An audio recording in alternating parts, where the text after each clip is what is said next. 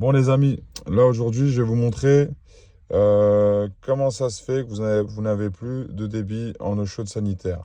Alors là c'est ce qu'on appelle un échangeur à plaques. Échangeur à plaques sanitaire, vous avez 4 orifices. Alors là, un, 2, 3, 4.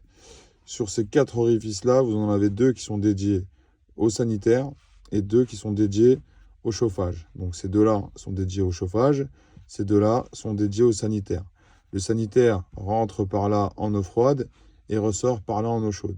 Ici, vous avez le circuit primaire pour le chauffage, circuit primaire qui rentre ici à une température assez élevée et qui ressort ici à une température moins élevée.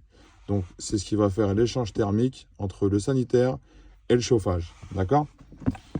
Et là, comme vous pouvez voir, quand vous avez un problème de manque de pression sur le sanitaire, sur une chaudière en instantané, donc c'est les alvéoles sur la partie sanitaire qui vient se boucher. Donc là, comme vous pouvez le voir, ici, attendez, ça va se voir un peu.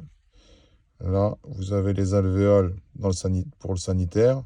Ici, vous avez le calcaire qui est bien incrusté. Je ne sais pas si ça va se voir. J'arrive pas. Donc voilà. Donc c'est bien incrusté. Et ici, les autres alvéoles, là, ici, en noir. Alors, je vous disais, les alvéoles ici qui sont en noir. En l'occurrence, là, il n'y a pas de calcaire. Parce que c'est le circuit primaire, c'est le circuit chauffage. Et dans le circuit chauffage, on n'a pas de calcaire.